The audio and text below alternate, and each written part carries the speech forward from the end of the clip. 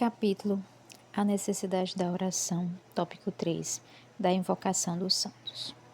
É útil recorrer à intercessão dos santos?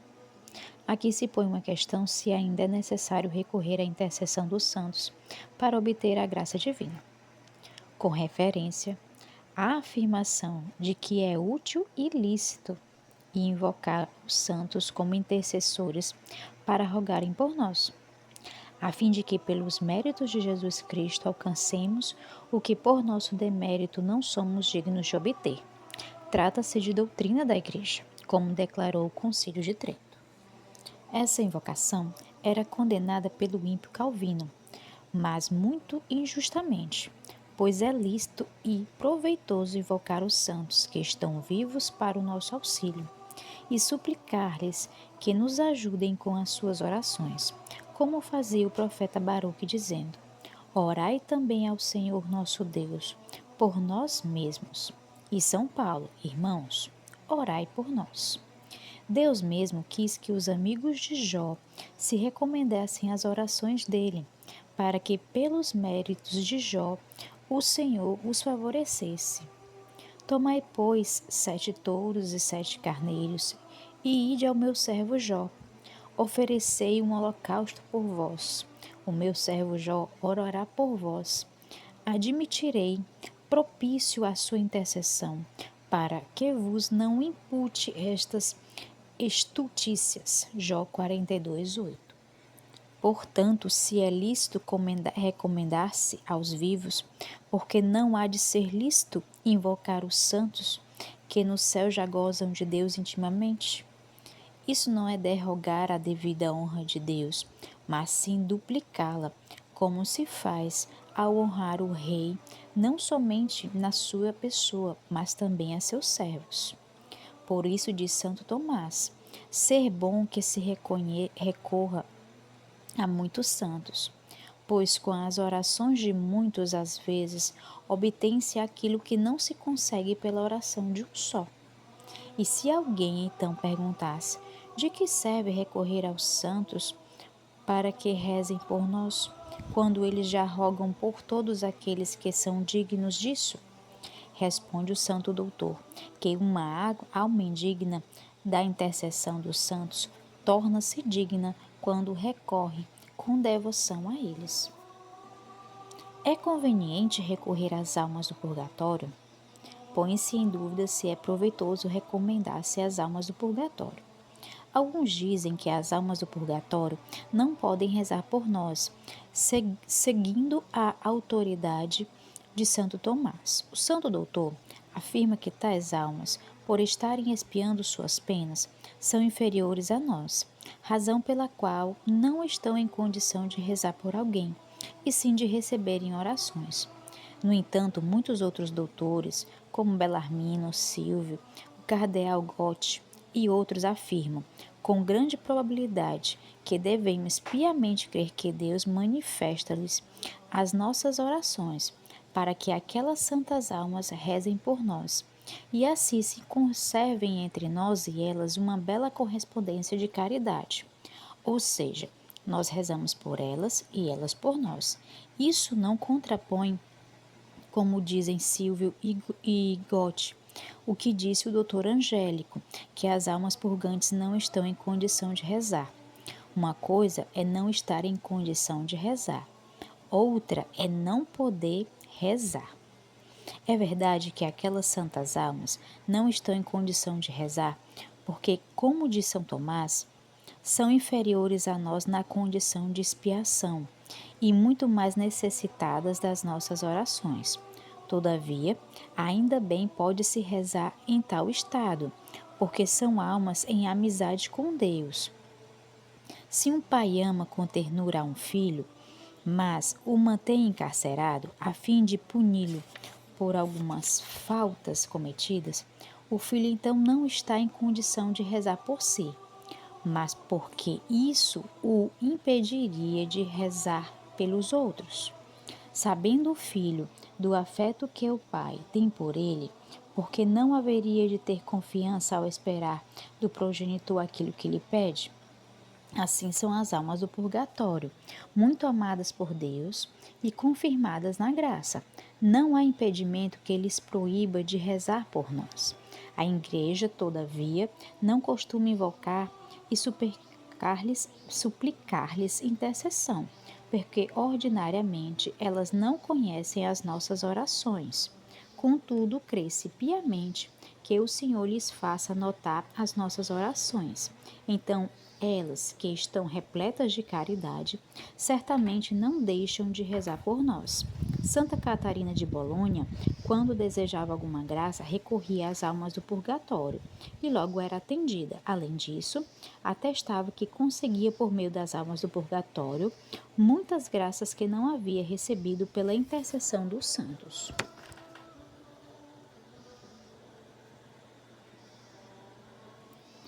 Da obrigatoriedade de rezar pelas almas do purgatório. Porém, permita-me aqui fazer uma digressão em favor daquelas santas almas. Se nós queremos o socorro das suas orações, é bom que nós também as socorramos com as nossas orações e obras. Disse, é bom, mas também se deve frisar que isso não é um dos deveres cristãos, visto que a caridade exige que nós ajudemos o próximo quando este necessita de nossa ajuda, e nós podemos fazê-lo sem grande dificuldade. Ora, é certo que o nosso próximo está também entre as almas do purgatório, as quais, embora não estejam mais nesta vida, não deixam de estar na comunhão dos santos, de Santo Agostinho. E São Tomás declara com mais clareza a esse respeito, dizendo que a caridade devida aos defuntos, os quais passaram para outra vida na graça, é uma extensão da mesma caridade que devemos ter para com o próximo desta vida. Por essa razão, devemos socorrer as santas almas como pudermos, assim como o nosso próximo, e por serem as necessidades delas maiores que as do próximo desta vida, será maior também o nosso dever em socorrê-las. Ora, que necessidades têm aquelas santas prisioneiras? Sem dúvida, suas penas são imensas. O fogo que as aflige, de Santo Agostinho, é mais atormentador do que qualquer sofrimento que possa afligir o homem nesta vida. E o mesmo considera São Tomás, acrescentando ser aquele fogo o mesmo do inferno. E isso em relação ao sofrimento dos sentidos. Porém, muito maior é o sofrimento da privação de Deus, que aflige suas santas almas e esposas. Estas almas, não só pela natureza, mas também pelo amor sobrenatural com que asseiam a Deus, são impelidas com tamanha força para unir-se com o sumo bem, que ao verem-se impedidas pela sua culpa, provam um sofrimento tão amargo que, se fossem capazes de morrer, faloriam a cada momento. Por isso diz São Crisóstomo, o sofrimento da privação de Deus atormenta imensamente mais do que o sofrimento dos sentidos. Razão pela qual estas santas esposas preferem padecer todas as penas a serem privadas por um só momento de almejada união com Deus.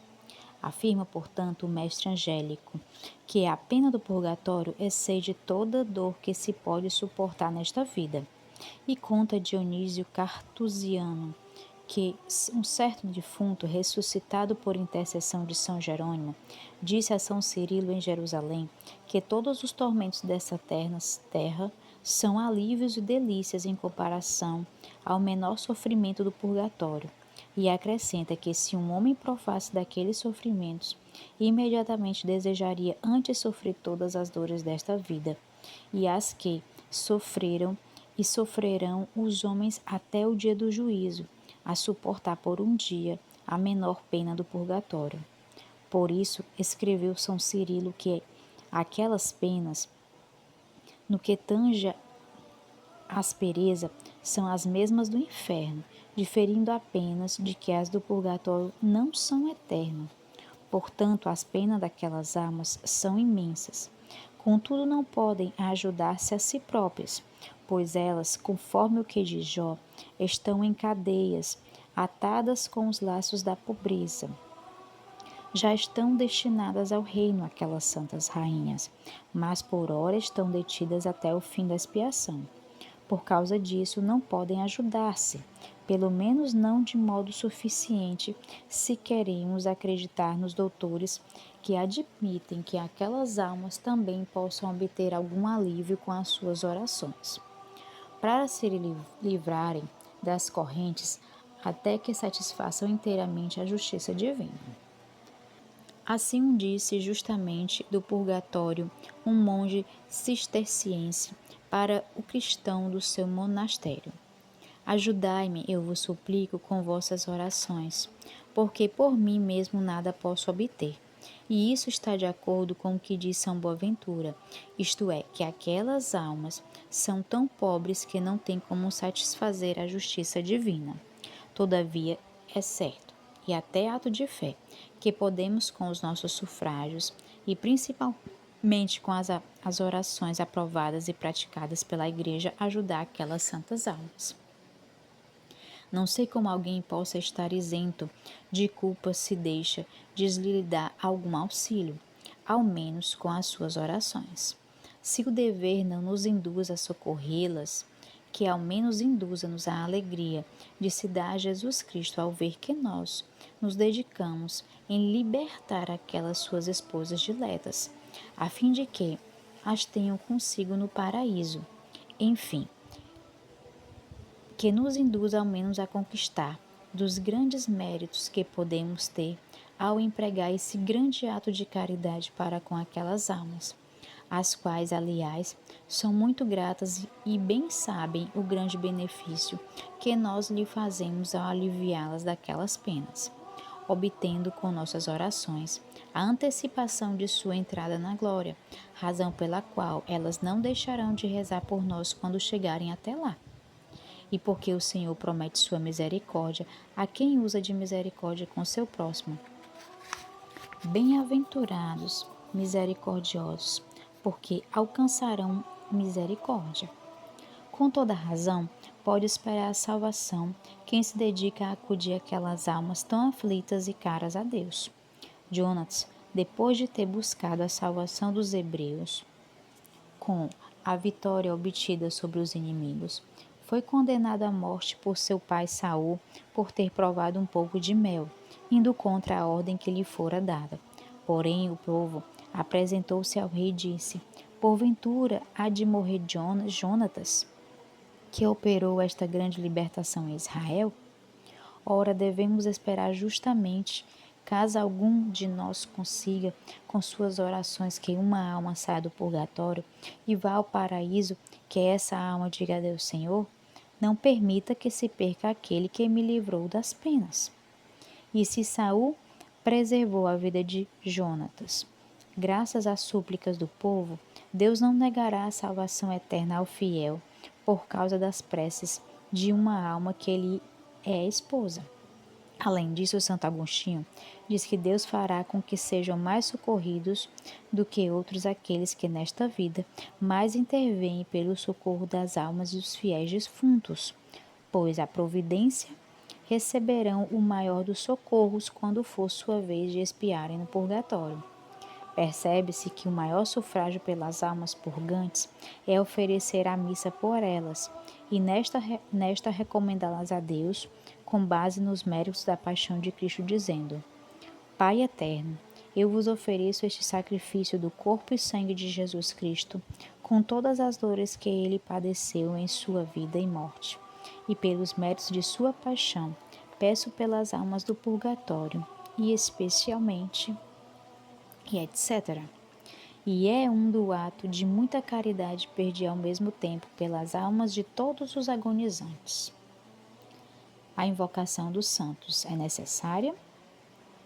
Tudo o que se disse sobre as almas acerca da questão, se elas podem ou não rezar por nós, e se, portanto, é proveitoso ou não pedir-lhes suas orações, certamente não concorre a respeito dos santos, visto que, quanto a eles, não se pode duvidar de que seja muito útil recorrer à sua intercessão. Em se tratando dos santos já canonizados, já se regozijam com visão de Deus.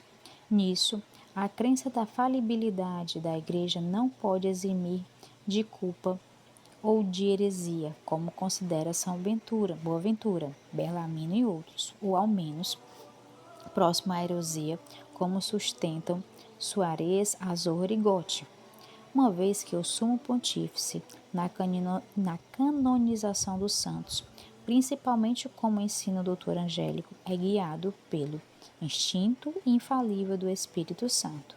No entanto, retornemos à dúvida proposta anteriormente, se haveria também a obrigação de se recomendar a intercessão dos santos. Não pretendo começar a solucionar essa questão, mas não posso deixar de expor o ensinamento do doutor Angélico. Ele, primeiramente, nos diversos trechos mencionados antes, e especialmente no livro das sentenças, considera por certo que cada um está obrigado a rezar, pois, de outro modo, não podem, como assegura, obter de Deus as graças necessárias à salvação, se não as pedem. Em outro trecho do mesmo livro, o santo propõe justamente uma dúvida: se devemos rogar aos santos para que intercedam por nós.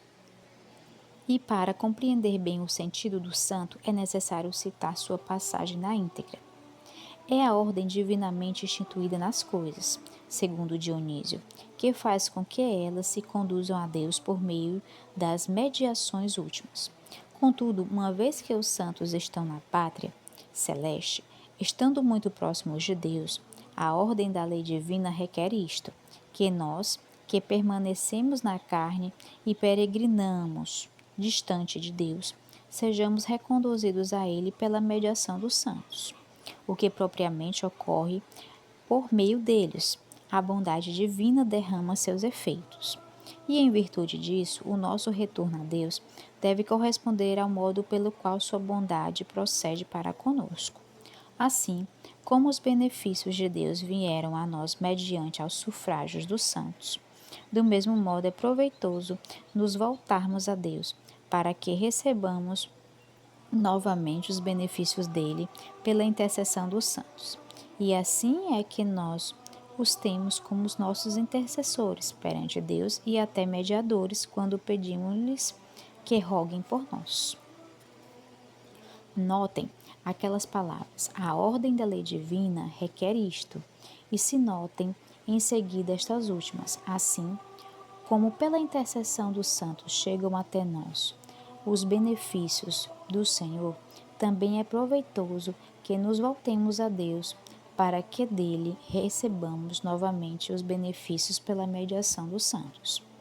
Assim, segundo Tomás, a ordem da lei divina exige que nós, mortais, salvemo-nos por meio dos santos, ao receber dele os auxílios necessários para a salvação.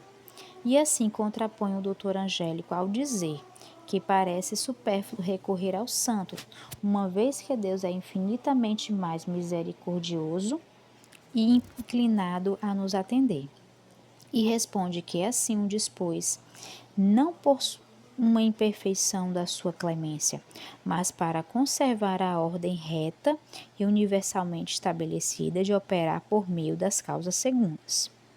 E conforme a autoridade de São Tomás, escreve o discípulo de Honoré Tournelly Consilvio: embora só a Deus se deva suplicar como autor das graças, todavia também devemos recorrer à intercessão dos santos, para observar a ordem que o Senhor determinou acerca da nossa salvação, isto é, a de que os inferiores se salvem implorando o auxílio dos superiores. A intercessão de Nossa Senhora. E se assim falamos dos santos, o mesmo deve ser dito da intercessão da Divina Mãe, cujas súplicas diante de Deus certamente valem mais que as do paraíso todo. Com efeito, Santo Tomás diz que os santos, em proporção do merecimento com o qual se adquiriram as graças, podem salvar as muitos. Entretanto, Jesus Cristo e Maria Santíssima mereceram tantas graças que podem salvar todos os homens. E São Bernardo, ao falar em Maria, escreveu: por vós temos acesso ao Filho, ó geradora da graça, Mãe da salvação, para que por vós nos receba aquele por meio de vós nos foi dado. Com isso, queria dizer que, como nós não temos acesso ao Pai senão por meio do Filho, o qual é o mediador da justiça, do mesmo modo não temos acesso ao Filho senão por meio da Mãe, a qual é a medianeira da graça e que, pela sua intercessão, obtém os bens que Jesus Cristo mereceu para nós. E, em consequência disso, o próprio São Bernardo, em outra passagem, diz que Maria recebeu de Deus dupla plenitude de graça. A primeira foi a encarnação do Verbo eterno, que se fez homem no seu ventre. A segunda foi a plenitude das graças, que, mediante as súplicas da Divina Mãe, nós recebemos de Deus. E então acrescenta o santo: Deus infundiu em Maria a plenitude de todo o bem, de modo que, se em nós reside alguma esperança, graça ou salvação, reconhecemos que transborda naquela que se eleva do deserto repleta de delícias. Ela é o jardim das delícias, a fim de que por toda parte se espalhem e dilatem seus aromas, isto é, os dons da graça. Portanto, do bem que adquirimos do Senhor, tudo recebemos pela intercessão de Maria. E por que é assim? Porque responde São Bernardo: Deus assim o quer. Contudo, a razão mais específica se pode deduzir daquilo que diz Santo Agostinho. Ele escreveu que Maria é justamente chamada de Nossa Mãe porque ela cooperou com a sua caridade, a fim de que nós, fiéis, nascêssemos para a vida da graça, como membros da nossa cabeça, que é Jesus Cristo. Por isso, assim como Maria cooperou com a sua caridade para o nascimento espiritual dos fiéis, assim também quer Deus que ela coopere com a sua intercessão para fazê-los alcançar a vida da graça neste mundo e a vida da glória no outro. E por essa razão, a Santa Igreja invoca e proclama com palavras categóricas: vida, doçura e esperança nossa, salve. São Bernardo nos exorta para recorrermos sempre a esta Divina Mãe, porque as suas súplicas certamente são atendidas pelo Filho. Recorre a Maria, pois com franqueza afirmo que o Filho atenderá a Mãe com toda certeza. E em seguida acrescenta: esta, meus filhos, é a escada dos pecadores, é a minha plena confiança e toda razão da minha esperança. O santo a chama de escada, porque assim como na escada não se sobe o terceiro degrau sem antes colocar-se o pé no segundo, e tampouco se alcança o segundo se não se coloca o pé no primeiro.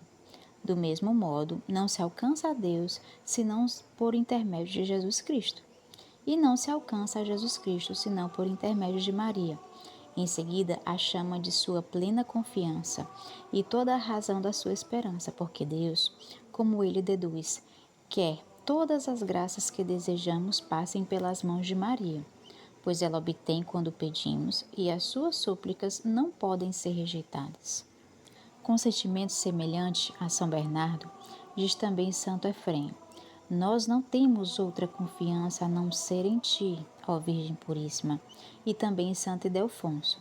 Todos os bens que a Divina Majestade decretou repartir aos homens, determinou que fossem entregues a vossas mães. Por isso que a vós são confiados os tesouros e os ornamentos da graça. E São Germano: se vós nos abandonardes, o que será de nós, ó vida dos cristãos? São Pedro Damião: nas vossas mãos estão todos os tesouros da divina misericórdia. Santo Antônio: quem pede sem Maria, tenta voar sem asas. São Bernardino de Sena diz em sua passagem: vós sois a dispensora de todas as graças, a nossa salvação está em vossa mão. Em outra passagem, não apenas diz que todas as graças são transmitidas através de Maria, mas também assegura que a bem-aventurada Virgem, por ter sido feita Mãe de Deus, adquiriu certa jurisdição sobre todas as graças dispensadas para nós. E então conclui: por isso, todos os dons, virtudes e graças são dispensadas por suas próprias mãos a quem ela quer e como quer. São Boaventura escreveu o mesmo.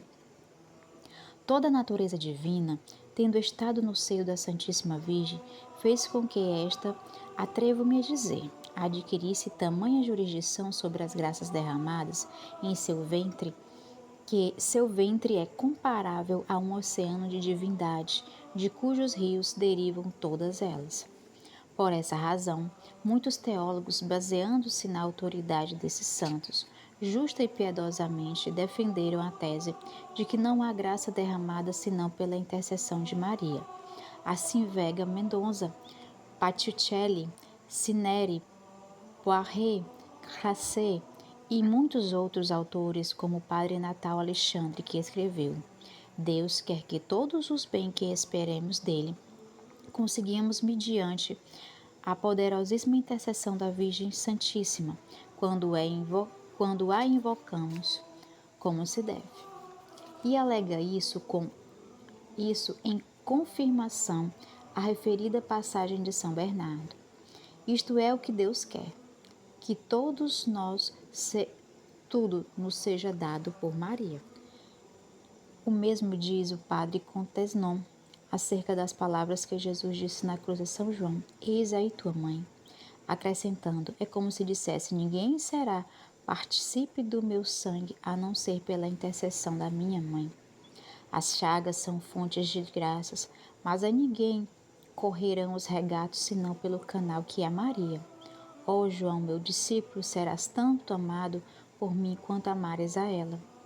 Além disso, é certo que se Deus se agrada de que recorremos aos santos, tanto mais lhe agradará que nos sirvamos da intercessão de Maria, a fim de que supra com seu mérito a nossa dignidade, conforme fala Santa Selma. Santo Tomás, ao falar da dignidade de Maria, qualifica a santidade quase infinita. Por essa razão se diz que as orações de Maria são mais poderosas perante a Deus do que as orações de todo o paraíso junto. Conclusão. Terminemos este primeiro ponto concluindo resumidamente tudo aquilo que foi dito, que quem ora certamente se salva, quem não ora certamente se condena. Todos os beatos, salvos as crianças, salvam-se por meio da oração. Todos os condenados perderam-se por não orarem. Se orarem, não se condenariam. E este é e será o maior desespero no inferno, o de terem podido salvar-se com tanta facilidade, pedindo a Deus suas graças, e agora não tem mais esses miseráveis o tempo de rezar e suplicá-las. Obrigada a todos que ouviram o audiobook do livro O Grande Meio da Oração. Tenho certeza que os ensinamentos deste livro, que chegaram através dos seus ouvidos, tocaram o seu intelecto e a sua alma. Que esse toque seja o início de uma grande transformação na vida de todos, pois tudo começa pequenininho, como um grão de mostarda, que quando regado e adubado, se torna uma árvore frondosa, que dá frutos e oferece sombra a todos que precisam. Que Deus os abençoe com a sua graça e misericórdia e que a Virgem Maria os cubra com seu manto sagrado. E se você está gostando do nosso trabalho, curta, compartilhe e assine no canal, que nos ajuda no nosso apostolado. Até o próximo capítulo do audiobook do Meio da Oração.